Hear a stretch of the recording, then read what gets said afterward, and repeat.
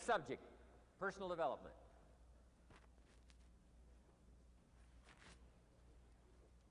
Some of the things Mr. Shoaff taught me starting at age 25, some things came quickly, some things came easily. Setting goals, that was easy. We're going to talk about that later on.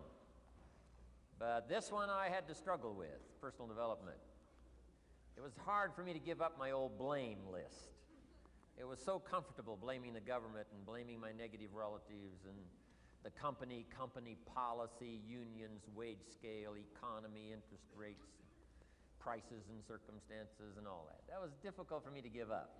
That was quite a transition for me to make, and blaming myself.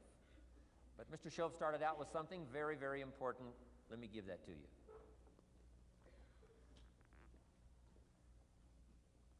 He said, it's not what happens that determines the major part of your future. It's not what happens. What happens happens to us all. He said the key is what you do about it. It's not what happens, it's what you do about it. And he said if you will start that process of change, do something different the next 90 days than you did the last 90 days, like picking up the books to read. Do something different like the new health disciplines, relationship with your family, whatever it is, doesn't matter how small it is. If you'll start doing different things with the same circumstances, since we cannot change the circumstances, but we can change ourselves. We can change what we do. And then he gave me another secret to success when he said, what you have at the moment, Mr. Rohn, you've attracted by the person you've become. What you have at the moment, you've attracted by the person you've become. Few little simple principles here. Once you understand these, it starts to explain so much. Now, sometimes it's a little tough to take, blaming yourself instead of the marketplace, taking responsibility instead of putting it off on someone else. That transition sometimes is a challenging mission. And this one was a little tough for me. He said, Mr. Rohn, you've got pennies in your pocket, you've got nothing in the bank, the creditors are calling, you're behind on your promises. And he says, here's how that occurs. You've attracted, up until now, you've attracted the things to you because of the person you've become. Now I said, well, how can I change all that? He said, very simple. If you will change, everything will change for you.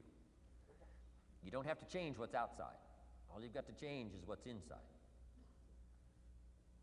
To have more, you simply have to become more. And then he said, don't wish it was easier, wish you were better. Don't wish for less problems, wish for more skills. Start working on yourself, making these personal changes. And he said, it'll all change for you. So let's talk a little bit about personal development, that extraordinary adventure I undertook starting at age 25. And I've never ceased that adventure. I'm still going for it in the 90s. I want to get better and better.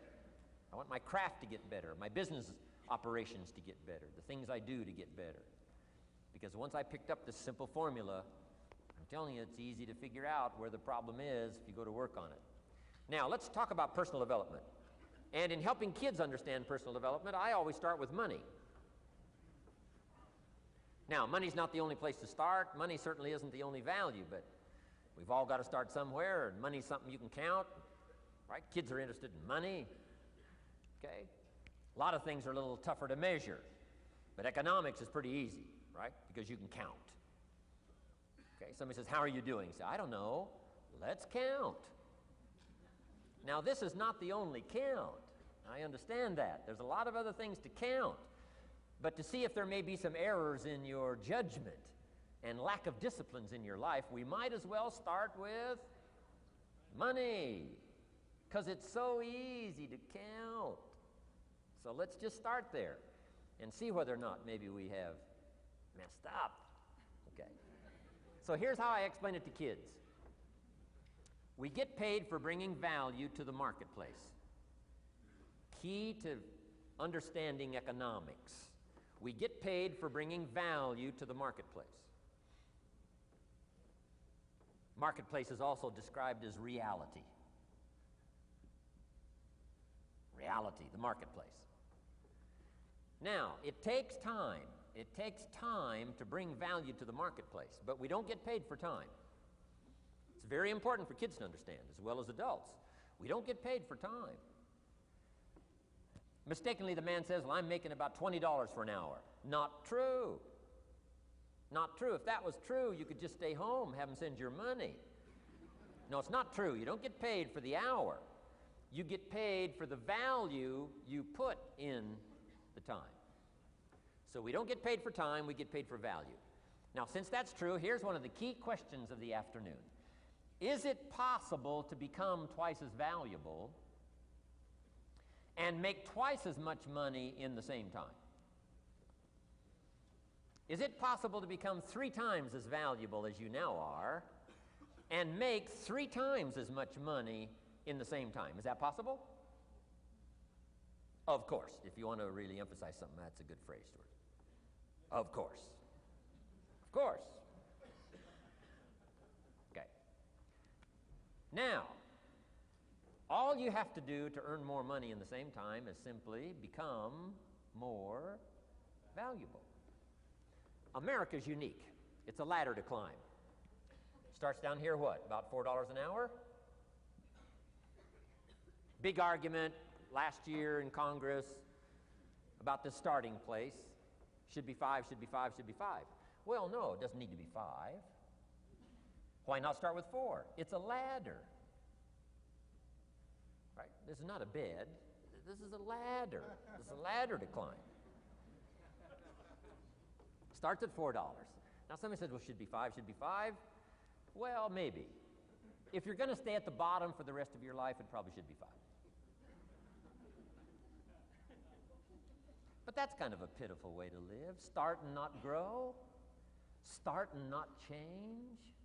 Start and not become more valuable. Hey, the whole scenario of life is to start, number 1, and what? Become more valuable, number 2. So America's a ladder to climb. Starts at $4 an hour, and the more valuable you become, you just keep moving up the ladder. Top income last year, what, 52 million? Guy that runs Disney?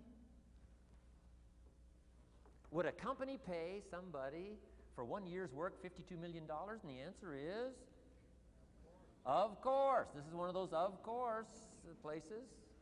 Of course. If you help a company make $1 billion, would they pay you $52 million? The answer is, of course. It's chicken feed. I mean, it's not much money. Now, why that much money? Because he has become so valuable. Now, why would we pay somebody only $4 an hour? They're not very valuable to the marketplace. Now, we got to make that distinction, to the marketplace. Might be a valuable brother, a valuable member of the community, valuable member of the church, valuable member in the sight of God, to the human family, of course, those kind of values. But to the marketplace, which is called what? Reality. Reality is, if you're not very valuable, you don't get much money. Those are called the facts. I mean, that's how that is. Well, then how do you get more money? Simple answer. Somebody says, well, I'll go on strike for more. Well, here's a major problem with that. Here's a major problem with that. You can't get rich by demand.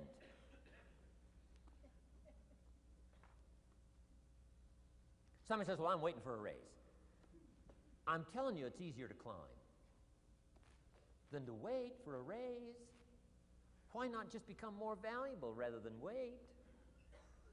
I'm telling you, that's the key to all good things. Becoming more valuable. Why would we pay somebody $400 an hour? They've become more valuable to the marketplace. See how this works? I'm telling you, this stuff is so easy. This is America. This is a ladder. How far is it from 4 to 5? I'm telling you, it's not far. $4 to $5 an hour? If you work for McDonald's, haul out the trash, they'll pay you $5 an hour. If you whistle while you haul out the trash, they'll pay you $5 an hour. I'm telling you. You'll get an extra $1 just for a good attitude. Yay, McDonald's. Wear the hat. It's incredible. $5. And then you just keep becoming more valuable, more valuable, more valuable. I got a telephone call 5 years ago. The company said, we're ready to expand internationally. We need some help.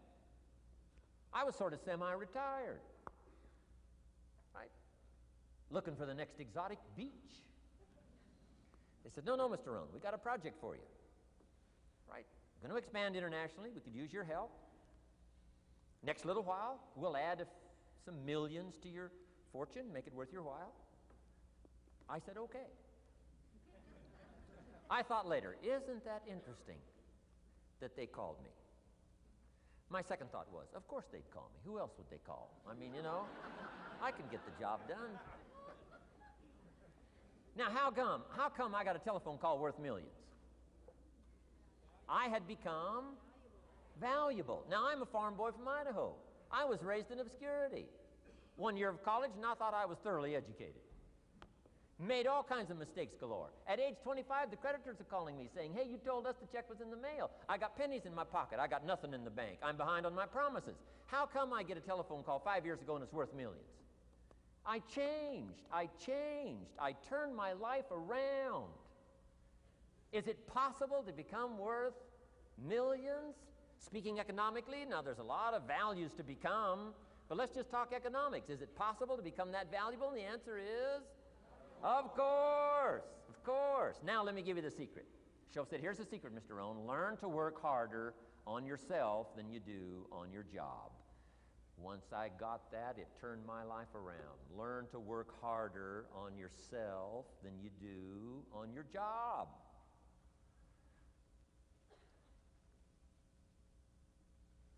He said, if you work hard on your job, you'll make a living. If you work hard on yourself, you can make a fortune. Wow.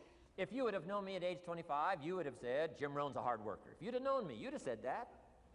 I'm the guy, I don't mind coming a little bit early, staying a little bit late. I don't mind that. You'd have said, well, Jim Rohn's a hard worker.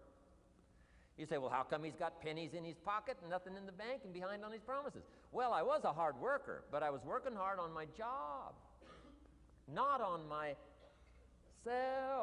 I'm telling you, if you'll learn that simple little principle and start the process today, latest tomorrow, give you tonight to think it over. And start this whole process of personal development, work on yourself, make yourself more valuable to the marketplace. I'm telling you, you can so dynamically change your income, and economics is the least of the values that you can start earning in terms of equity if you'll start working harder on yourself than you do on your job. Work hard on yourself and develop the skills. Work hard on yourself and develop the graces. All of the stuff necessary to become more valuable to the marketplace. I'm telling you, your whole life can explode into change. Promotions, no problem. Becoming more valuable to the company, I'm telling you, no problem. Money, no problem. Economics, no problem. Future, no problem. If you just go to work on the right thing. Not get things out there to change. Don't try to change the seed. Don't change the soil. Don't change the sunshine. Don't change the rain. Don't change the mix of seasons. Let the miracle of everything that's available work for you, and start working on the inside. Work on your philosophy. Work on your attitude. Work on your personality. Work on your language. Work on the gift of communication. Work on all of your abilities. And if you'll start making those personal changes, I'm telling you, everything will change for you. Now, let me give you another scenario on personal development. It's called the 4 major lessons in life to learn. Before we get to the 4 major lessons in life to learn, let me give you a key phrase for your notes. Here it is. Life and business is like the seasons. Life and business is like the seasons.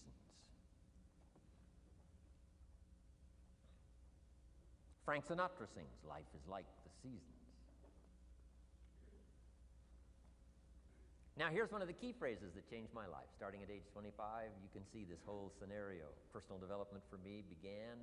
I've never been the same since. Here's the next key phrase. You cannot change the seasons, but you can change yourself. You can't change the seasons, but you can change yourself. My best hope, right? When I'm 25 years old, my best hope was to go through the day with my fingers crossed saying, I sure hope things will change. I sure hope things will change. It seemed to be my only way for my life to get better if things would change. Here's what I discovered. It isn't going to change. It isn't going to change. I did a seminar one time for Standard Oil executives and management in Honolulu, now known as Chevron. And we're talking economics one day around the conference table. And one of them said to me, Mr. Rohn, you know some fairly important people around the world. You have a chance to travel internationally. Can you tell us what you think the 80s are going to be like? Now, you can tell how far back this goes. I said, what do you think the 80s are going to be like? And I thought for a moment, and I said, gentlemen, I do know the right people. And I do have some experience, I think I can tell you.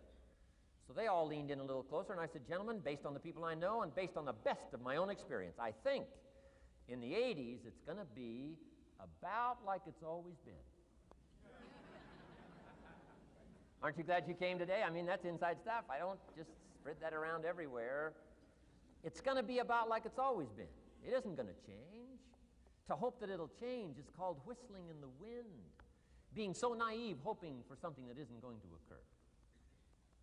I can give you the shortest history lesson that you can imagine in one sentence. What describes human history on the spinning planet the last 6,500 years? Let me describe it for you in one sentence.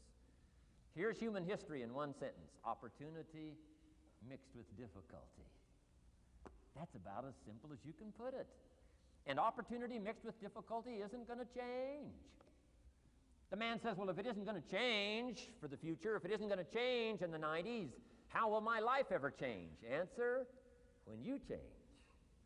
And if you will change, everything will change for you. Your bank account will change, your income will change, your future will change. The ability to acquire your dreams will change. It'll all change if you will change. And now let's go through the scenario of the seasons. Life and business is like the seasons. Let's cover them. Here's number one, major lesson in life to learn. Learn how to handle the winters. You say, well, Mr. Rohn, a lot of this stuff is fairly obvious. That's true. Just need somebody like me just to come along and remind us. This is what this is called today, a reminding session. I got no new truth for you to discover. This is all old stuff. We just need to hear it again. Somebody get on our case a little bit, right? We all need that. Here's number one lesson, learn how to handle the winters. That's obvious. The winters come right after falls. And pray tell how often?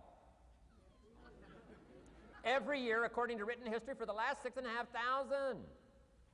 To cross your fingers and say, I hope it doesn't come. I'm telling you, we call that naive. Now, there's all kinds of winters. Not just the winter of the season, but there's all kinds of winters. Winter time, the down time, the discouraging time. One writer called it the winter of discontent. The winter when you can't figure it out, the winter when it all goes wrong. Economic winters, social winters, political winters, and personal winters. When your heart is smashed in 1,000 pieces, the nights are unusually long. It's called winter time. Barbra Streisand sings, it used to be so natural to talk about forever, but used to be's don't count anymore. They just lay on the floor till we sweep them away. You don't sing me love songs. You don't say you need me, and you don't bring me flowers anymore. A song of winter. But hey, we're acquainted with all those winter scenarios. We've been through them all. Now the question is, what do you do about the winters? Well, you can't get rid of January by tearing it off the calendar. But here's what you can do with the upcoming winters of your life. The long ones, the short ones, the easy ones, the more difficult ones. Here's what you can do. Get wiser and stronger and better. Just make a list of that trio of good words. Wiser, stronger, and better. To challenge for yourself the upcoming winters of your life, don't you think you could read more? Pick up the scenario, pick up the books, pick up the cassettes. That's why we put stuff on cassettes so you can listen to it, put it in books so you can read it. Now putting it on video so you can see it. I'm telling you, anybody that wants to can get wiser. Next is stronger. Anybody can get stronger. If you're willing to do the push-ups, you can get stronger. If you're willing to put yourself through the paces, you can get stronger. Can you develop stronger skills? And the answer is yes. Start practicing, practicing, practicing. And you can get stronger. Can you get stronger in handling life situations? Of course. But you got to go to work on yourself. You can't blame out there wishing it was easier. Wish you were stronger. And here's the last one, get better. Anybody can get better. Language, we can all get better. I've been lecturing now for 33 years, and I'm telling you, today versus 33 years ago, I'm better.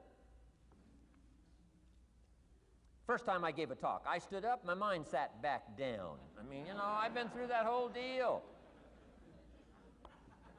Opened my mouth, nothing came out for a while. My knees are banging together, the sweat's pouring off my face, I'm shaking like a leaf. It's called terror, in case you haven't tried it. Those first attempts. But I'm telling you, I got through it, and I did it again, and I got through it, and I did it again, and I got through it. And now, of course, I can lecture for a few hours in one day. Anybody can get better. Develop the skills, okay? Handle the upcoming winters. Don't wish away the winters. That's called naive. Wish for the skills. Wish for the strength. Wish for the wisdom. Here's the second major lesson in life to learn. Learn how to take advantage of the spring. Uniquely enough, spring follows winter. And pray tell how often? 6,500 times. I mean, those are good odds. I'd gamble on it one more time. I mean, those are good odds. Every time. You can't beat those odds. Spring is called opportunity. Another day is called opportunity. Days follow nights. How about that? And how often? Every day. But now here's what we must learn to do with opportunity. Underline two strategic words in that sentence. Take advantage. Just because spring comes is no sign you're going to look good in the fall. You've got to take advantage of it. You've got to do something with it. Read every book you can on what to do with your springs, what to do with your opportunities, what to do with your days, what to do with your chances. Don't miss the educational process. Don't miss the process of learning. To understand, opportunity keeps coming, but the key is taking advantage, taking advantage. Everybody in this room's got to learn to do one of two things: plant in the spring or beg in the fall. And it doesn't mean you can't become a sophisticated beggar, but you don't need the reputation. Learn to plant in the spring, take advantage. And there's an urgency here on springtime because there's just a few springs, handful of springs offered to each of us. So take advantage swiftly and quickly. Don't just let the time pass. The Beatles wrote, "Life is very short." And for John Lennon, it was extra short. For Michael Landon, it was extra short. But life is short. At the longest, it's short. So don't just let the springs pass. Take advantage. Seize the day. Seize the moment. Seize the opportunity. That's the key. Springtime. Life is fragile. Life is brief. Elton John sings, "She lived her life like a candle in the wind." It's fragile. It's brief. Whatever you're going to do, you got to get at it. Don't just let it pass away. Here's major lesson number 3. In the summer, learn how to nourish and protect. We've got 2 challenges in the summer in the personal development part of our life. And that is become capable and powerful enough in the summer and wise enough in the summer to nourish what's good and defend yourself against what's bad. Nourish and defend. The summertime is an interesting time. It holds the possibility of the promise of harvest time, but it also has the possibility of the threat. Sure enough, as soon as you've planted your garden, the busy bugs and the noxious weeds are out to take it. And let me give you another word of advice. They will take it unless you prevent it. Summertime is an interesting time. Best as I can describe summertime, you got to nourish your values like a mother. Nourish like a mother. Go after the threat to the values you've got like a father. Deal with the weeds. Kill the weeds. Nourish the garden and kill the weeds. That's called summertime. What a challenging time. Give life like a mother. Take life like a father. Summertime. You got to deal with the negative as well as the positive. Summertime is a unique, complex mix of positive and negative. Opportunity and threat. What a scenario of life itself, opportunity and threat to the opportunity. And you got to deal with both. You got to think positive and you got to think negative. You got to handle what's ever out to threaten you. You got to learn to threaten it back. Summertime, interesting time. Nourish like a mother. Defend like a father. You got to be like your bloodstream in the summer. Red corpuscles to what? Nourish. White corpuscles to what? Fight. You got to both nourish and fight. You got to nourish and be vigilant. Okay. White corpuscles think negative. You can't just think positive. We call you naive. Somebody says, well, I've been taught to be all positive. You'll be some kind of freak. You can't be all positive. Thank God for white corpuscles that think negative all day. Guess what white corpuscles are looking for all day? Problems, infection. White corpuscles say, just show me some infection, I'll kill it. Why? It's out to kill the body. It's out to kill our chances. It's out to kill our future. Whatever threatens us, we threaten. I'm asking you to take sword to your enemies. Whatever's out to threaten your health, you got to threaten it back. Like white corpuscles. Kill what's evil. Nourish what's good. Love like a mother. Hate like a father. Father says to whatever threatens his family, take 2 or 3 more steps toward this family and threaten my family, you'll cease to exist. I'm father, I kill.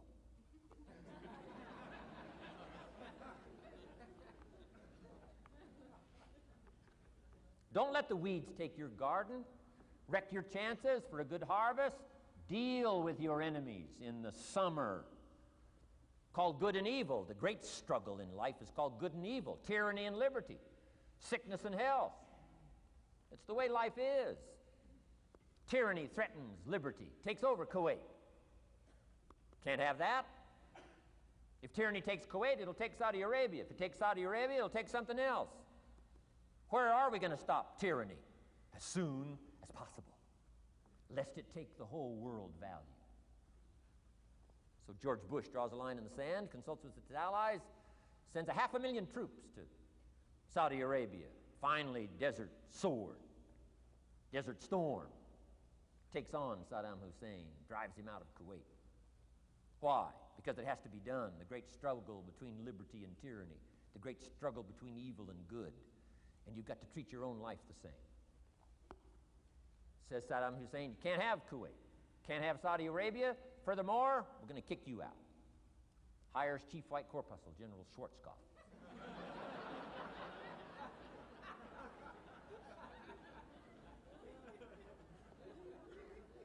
Takes care of the matter.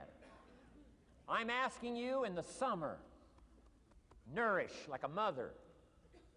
Threaten whatever threatens you like a father. Now you can also turn around the scenario, that's true. Love like a father, hate like a mother. Give life like a father, take life like a mother. You can turn the scenario around. The key is both love and hate. Single parents have got the greatest challenge. Love like a mother, hate like a father. Love like a father, hate like a mother. Nothing more dangerous than an angry mother.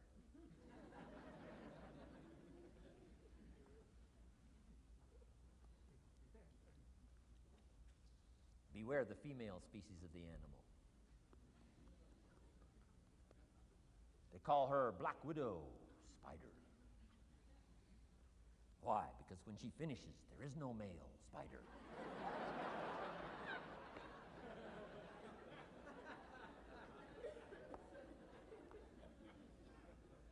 I saw this article. I was flying on an airplane up in Canada. I saw this article in one of the airplane magazines.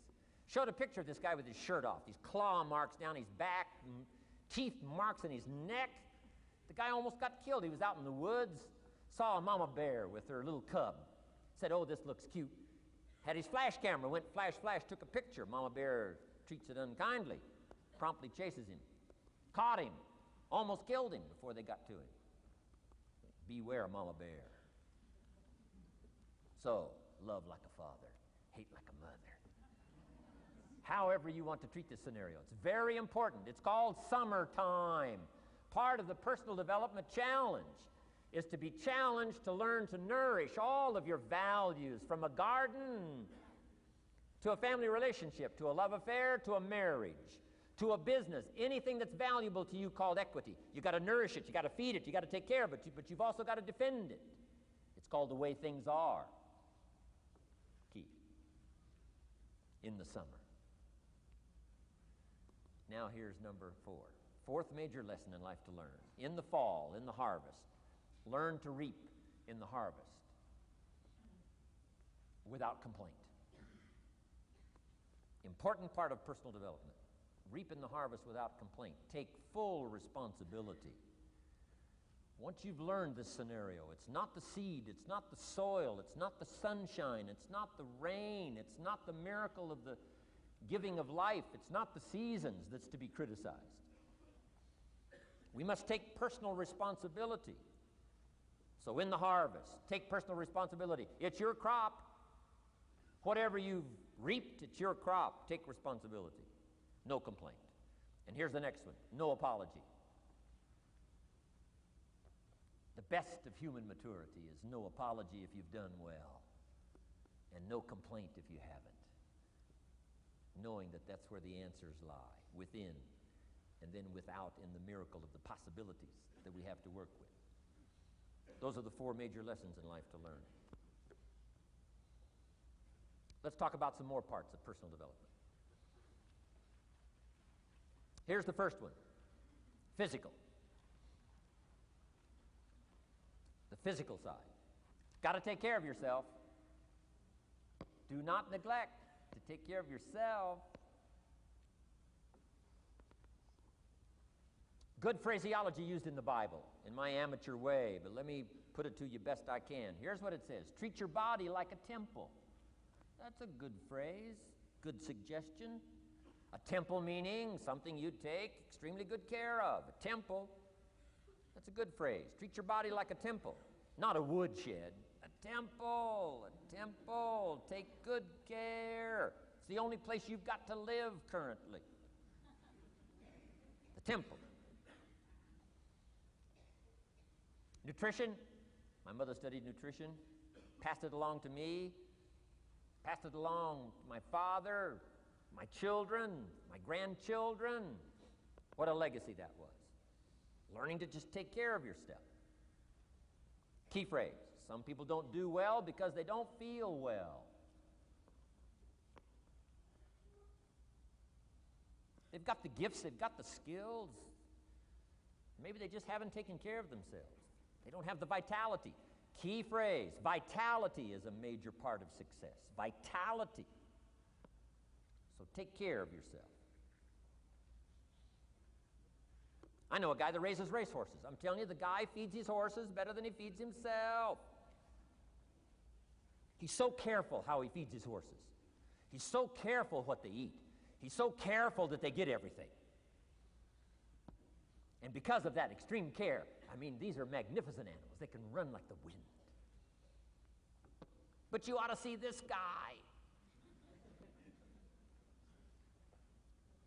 10 steps up a flight of stairs, and I mean, he's all out of breath. His horses can run like the wind, and he can hardly make it up the steps. The guy takes care of his animals better than he takes care of himself. Some people feed their dogs better than they feed their kids. Physical. Now, there's all kinds of parts to physical. Here's one. Appearance is part of the physical. Never have a second chance to make a first impression. The physical side. And here's some of the best advice on appearance I can give you. It comes from ancient script again. It says, God looks on the inside, people look on the outside. Isn't that good information? Now you say, well, people shouldn't judge you by how you look. Well, let me give you a clue. They do. They do. You can't deal in these shoulds and shouldn'ts. You'll be tipped over the rest of your life. Now, of course, when people get to know you, they'll judge you by more than what they see. But at first, they're going to take a look.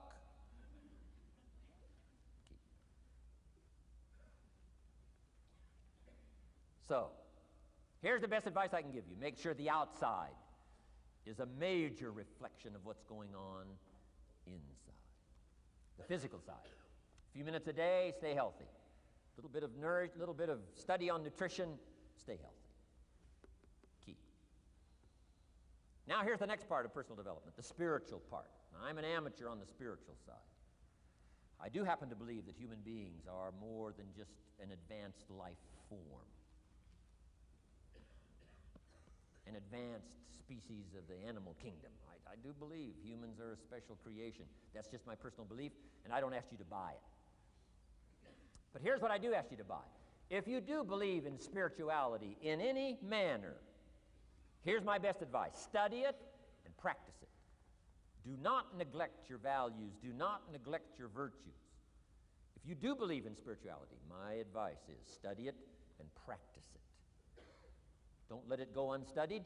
Don't let it go unnourished, if you do believe. That's my best advice on the spiritual side. Now here's the third part. The mental side. Part of this personal development challenge is to develop mentally. Learn, study, grow, change.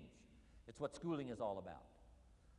And the human development takes time, incredible amounts of time.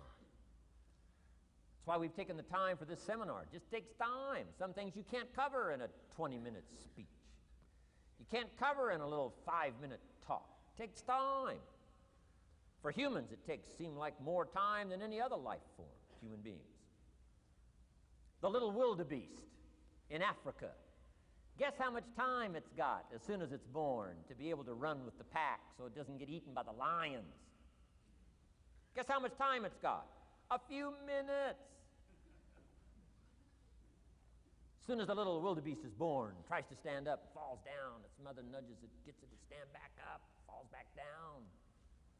Finally, on little shaky legs, it tries to nurse. Mother pushes it away. She moves away, so it can't nurse. Why? You can't nurse now. You've got to develop some strength now. The lions, the lions, the lions. Falls down, gets back up, tries to nurse. Mother pushes it away. No. You got to get these legs strong. How much time have we got? Not much time. Mama wildebeest says, not much time.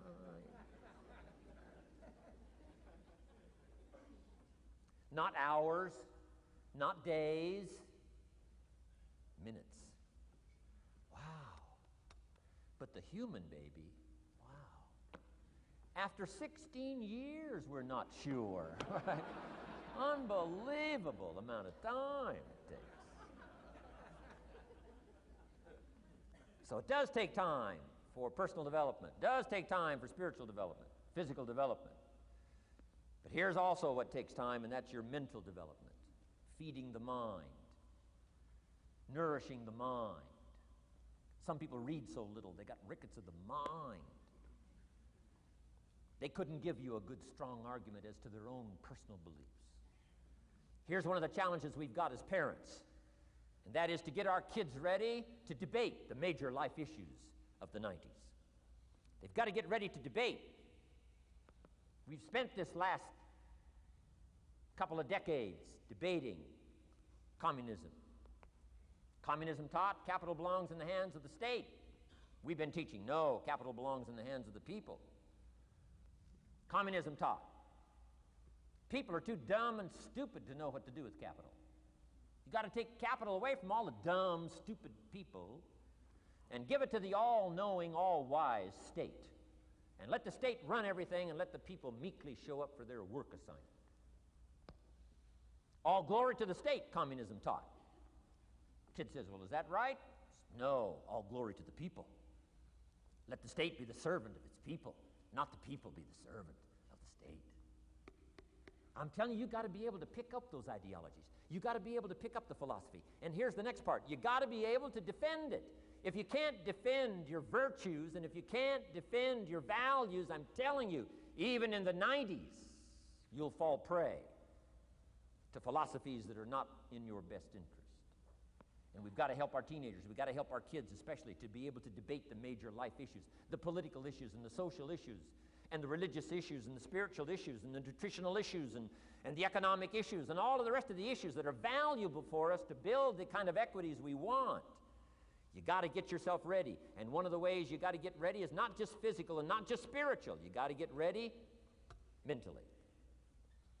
And this is where Shof went to work on me, to be ready mentally, to develop the philosophy and also be able to defend your virtues and your values. Let's go through it. You need a good library. Shof got me started on my library. Here's one of the books he recommended, Think and Grow Rich by Napoleon Hill. Think and Grow Rich.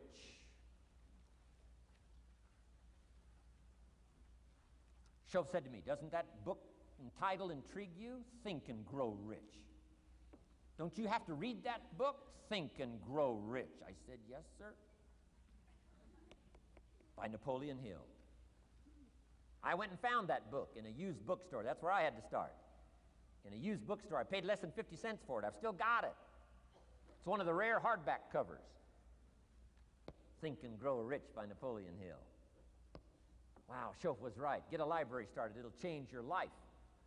Any home over $200,000 has got a library. Why do you suppose that is?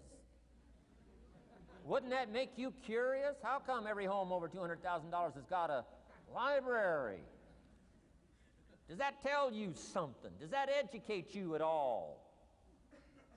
You say, well, I can't afford a $200,000 home. It doesn't matter what size home.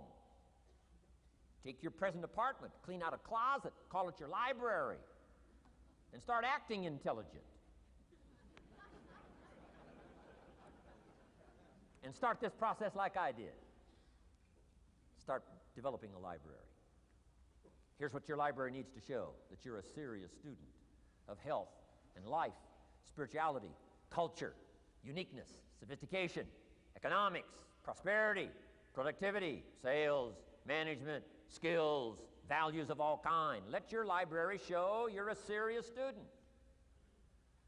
Don't be casual in learning. Don't be lazy in learning.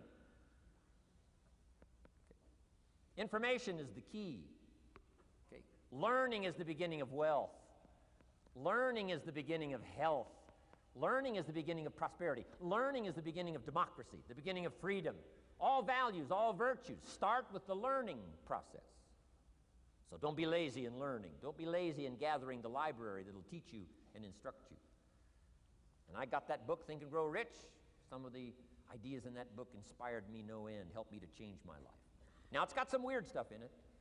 You know, it's got some weird stuff. Napoleon was weird, so you gotta separate out a little of this weird stuff. But you can do that. You can separate out the weird stuff, okay?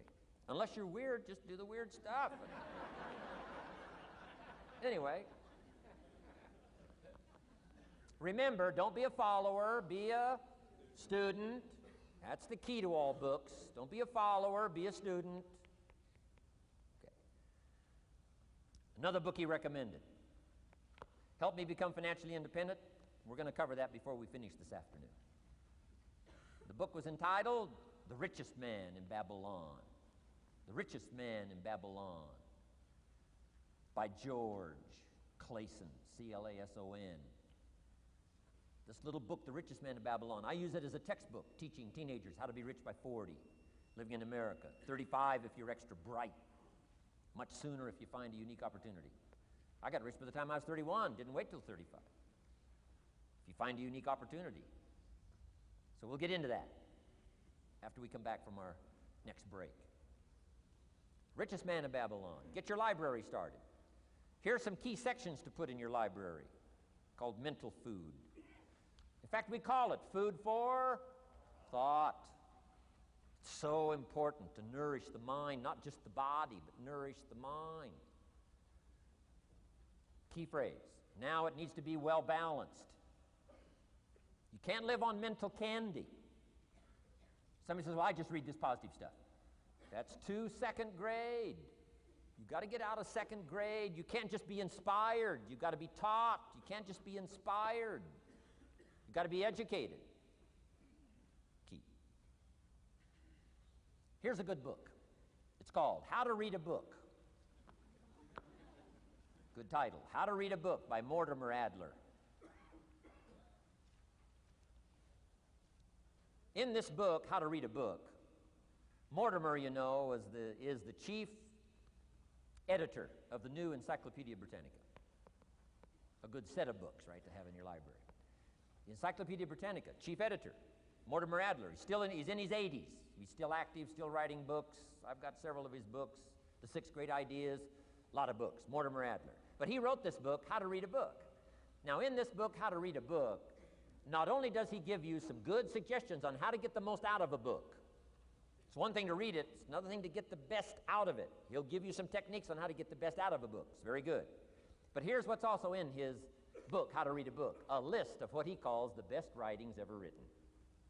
The best writings ever written. I've used it as a centerpiece for my library. So I'm just asking you, take a look. If it suits you, fine. If it doesn't suit you, hey, keep looking till you find something to suit you. But well balanced. Let me give you some of that balance. Number one, history. We've all got to have a sense of history. American history, national history, international history, family history, political history. We all need a sense of history. Shortest history lesson, opportunity mixed with difficulty. No matter how far back you go, 1,000 years ago, 2,000 years ago, 3,000, 4,000 years ago, I'm telling you, it all reads the same. Once you understand the thread that it isn't going to change, then what's going to change for my life? Answer, looks like I'm going to have to change. History helps us to understand how it is, what there is to work with, seed, soil, sunshine, rain, and what human beings have done with it in the past, and how many of them have, like I did by age 25, they have messed up. That's what history's for. Be a good student of history. Here's a good book, Lessons of History by Durant. Lessons of History by Durant. This little book is only 100 pages, but I'm telling you, it's so well written, you'll be intrigued, as I was. This little book, Lessons of History by Durant.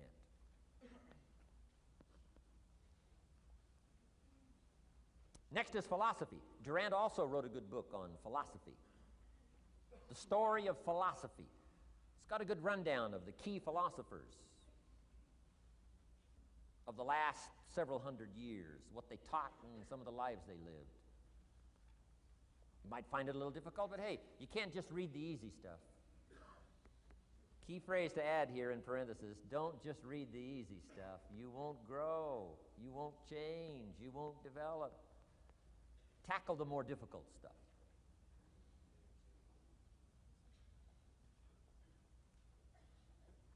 Next, novels. Novels are good.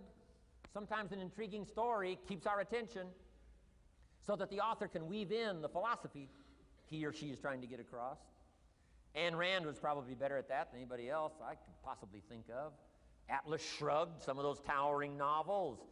The novel kept us intrigued, but guess what she was doing all the time?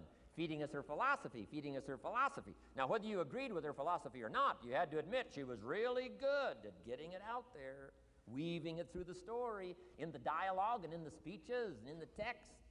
Fabulous. Novels. Novels are good. Now, here's a little personal advice. Skip the trash. I mean, you don't. Someone says, well, sometimes you can find something valuable in a trashy novel. I wouldn't go through it to find it. You can find a crust of bread in a garbage can, but I wouldn't go through it. Number one, you don't need the reputation.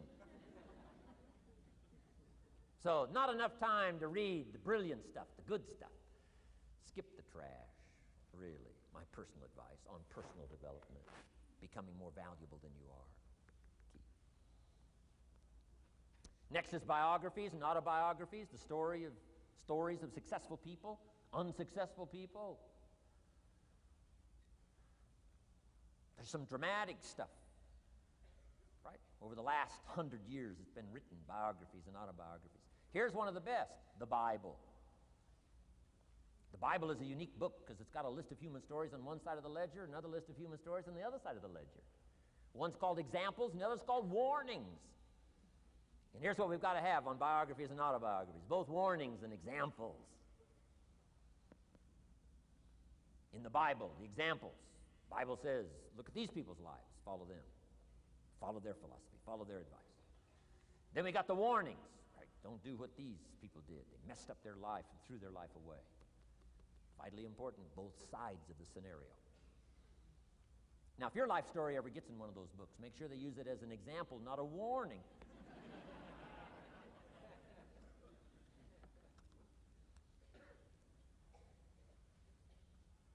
Also, we need balance, both sides, balance, good and evil, biographies, autobiographies.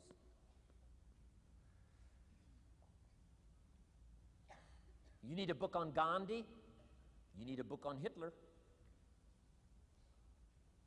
One to illustrate how high a human being can go, and the other one to illustrate what? How low and despicable a human being can become. We need both sides of the scenario.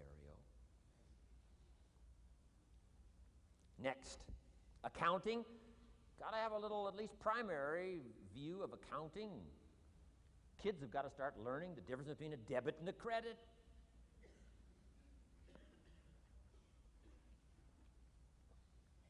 Next is law. We all need, right, a little bit.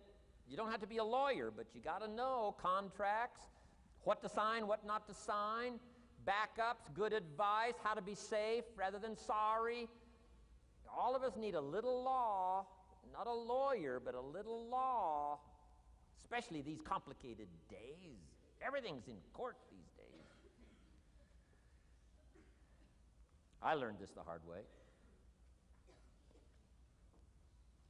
Company wanted to borrow money a long time ago, up in Canada. Company wanted to borrow some money. The bank said, well, yes, we will loan the company the money if Mr. Rohn will sign personally.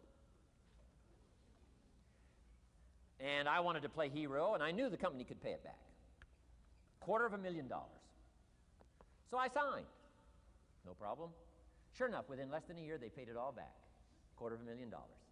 I am now a hero. Well, about a year later, this company gets in financial trouble. They go back to the bank and borrow this $250,000 again. I said, I hope my phone doesn't ring because I won't sign the note this time. Because I knew they were in trouble. I knew they were probably going to go bankrupt. My phone never rang. I'm off the hook.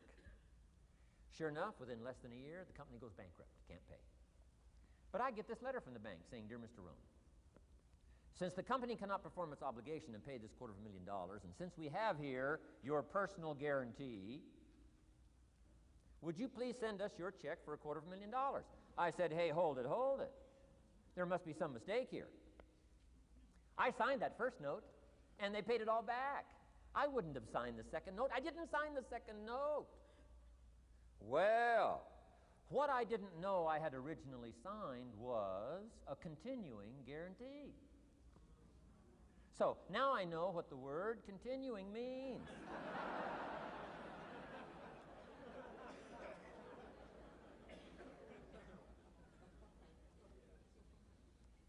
I'm asking you to study a little law, know what to sign, know how to defend yourself, right?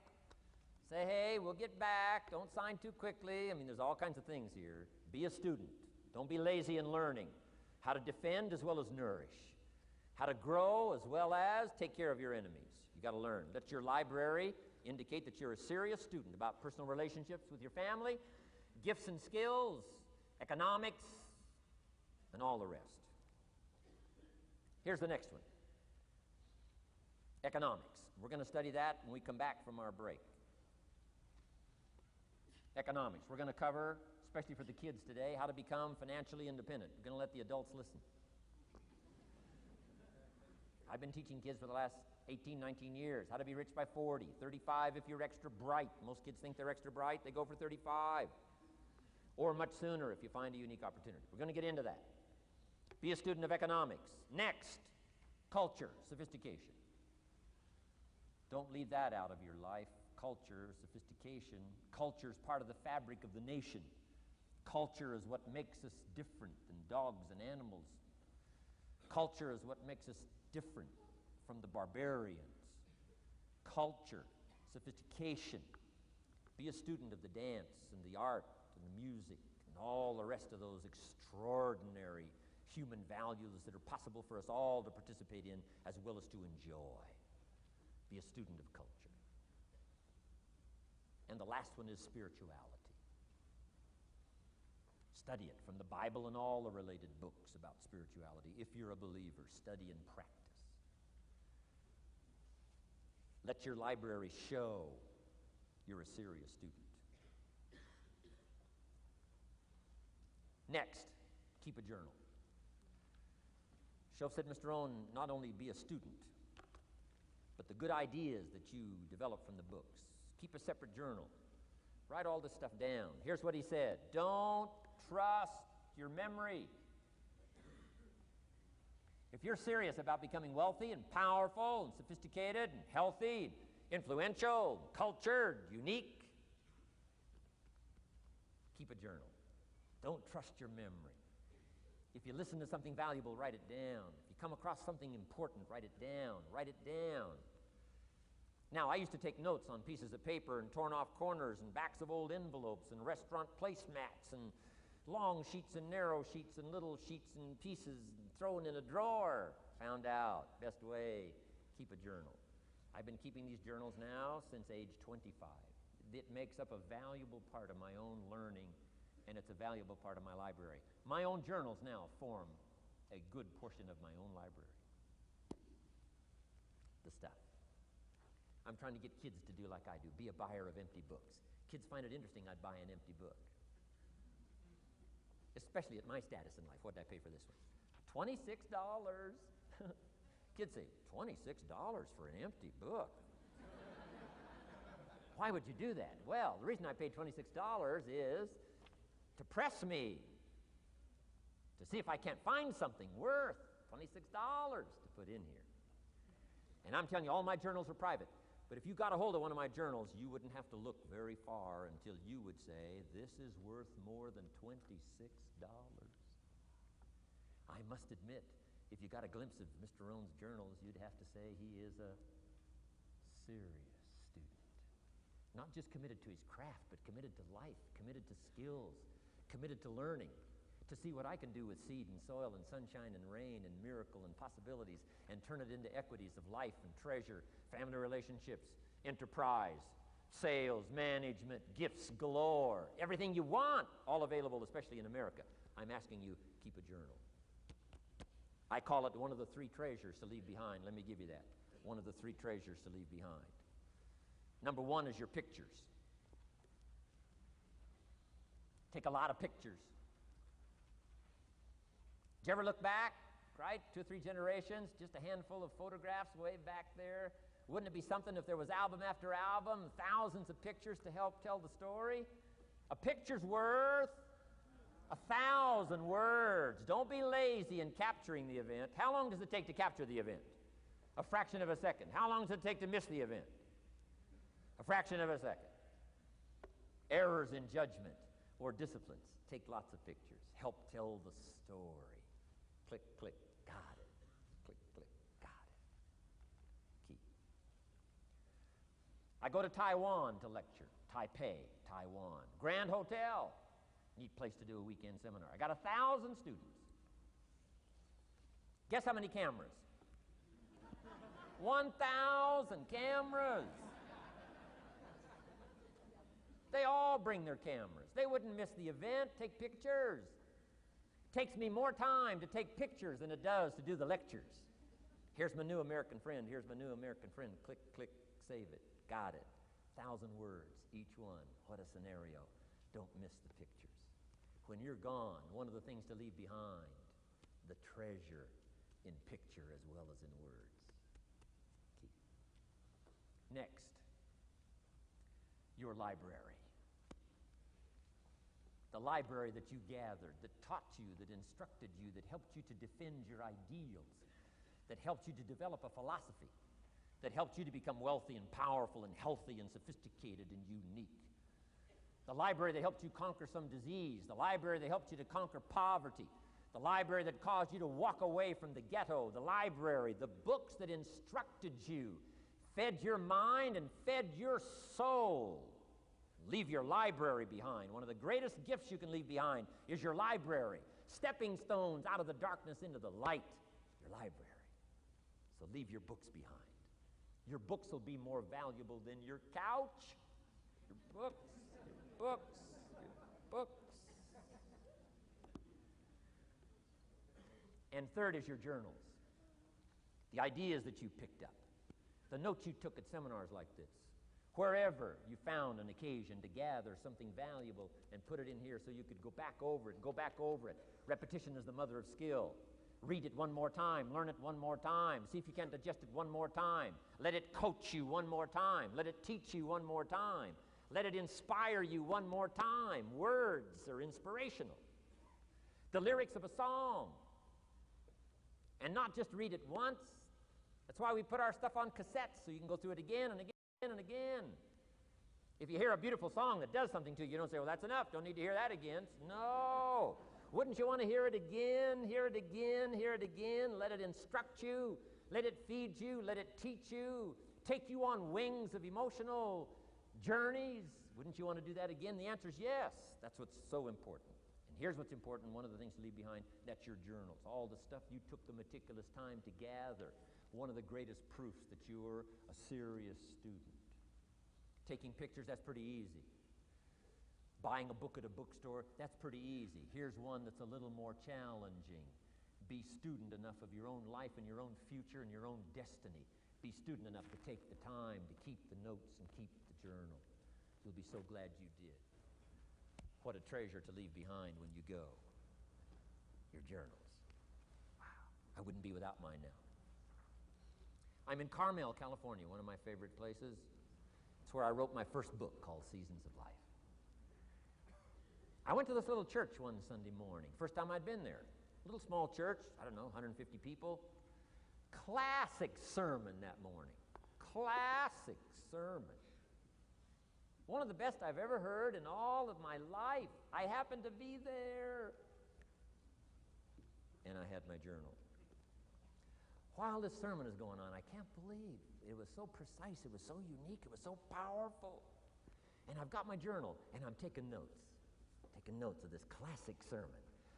Guess how many other people were taking notes? Approximately, guess. How many do you suppose? It looked like, best as I could tell, I'm the only one taking notes of this classic sermon.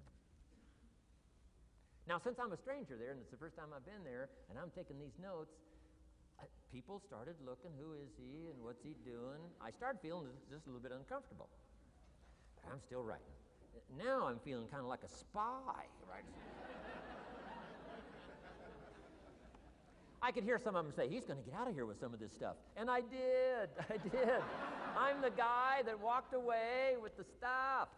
I'm asking you to be no less sincere and be no less committed to the advancement of your philosophy, the set of the sail. Talk about have your best year ever this year, and then get ready for next year, your very best year ever, and they'll start being the best year after year. If you'll commit yourself to some of this simple stuff called personal development, start with a walk around the block. Start with the refinement of your philosophy. Start with the teaching of your own fabulous mind, where all the answers are. I can only give you a few answers from my own experience. The rest of all the magical answers are within the confines of your own mind. But it takes the books, it takes the cassettes, it takes the videos, personal conversation, sermons, lyrics from songs, dialogue from the movie. Let your heart be stirred by words. Find ways to capture. Part of your personal development quest. Now here's the last subject on personal development just before we take our break. Isn't this good stuff? I'm telling you, this stuff changed my life. Turned me every way but loose. I've never been the same since the teacher gave me some of this simple instruction. how to go from where you are to where you want to go, how to go from what you are to what you want to become, how to go from pennies to treasure, how to go from nothing to fortune. It's all within the confines of this stuff that I've been trying to share with you. Laboring best I can. Words are clumsy when you try to in your experience. But I'm doing my best today, and I'm excited about it. Appreciate you taking all these good notes. Good students today. I appreciate that.